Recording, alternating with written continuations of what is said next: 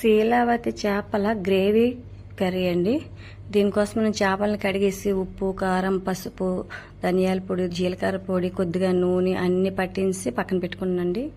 అలాగే పచ్చిమిరపకాయలు, ఉల్లిపాయలు, అల్లం వెల్లుల్లి పేస్ట్ చేసుకొని స్టవ్ మీద కళాయి పెట్టుకొని కొద్దిగా ఆయిల్ వేసుకుని ఆయిల్ హీట్ అయ్యాక కరివేపాకు, పచ్చిమిరపకాయలు వేగినాక ఈ మిక్సీకి వేసుకున్న పేస్ట్ని అందులో వేసి బాగా వేగనిచ్చానండి. టమాటాలను కూడా వేసుకున్నాను. అది పచ్చివాసన పోయి బాగా దగ్గర పడ్డాక ముందుగా పక్కన పెట్టుకున్న చేప ముక్కలను కూడా అందులో వేసుకున్నానండి. ఈ చేప ముక్కలు వేసుకున్నాక కొద్దిగా కలిపానండి. ఆ అడుగున ఉప్పు, కారం ఉంది కదా, అందులో కొద్దిగా చింతపండు గ్రేవీ వేసుకొని ఆ చేపల్లో వేసుకోవడమేనండి. ఆ తర్వాత ఉప్పు చూసుకొని కొత్తిమీర సర్వ్ చేసుకోవడమేనండి. చాలా రుచిగా ఉందండి శీలావతి చేపల గ్రేవీ కూర అండి. ఓకేనా friends, thank you. Please subscribe my channel friends. Like చేయండి, షేర్ చేయండి. చాలా చాలా టేస్ట్గా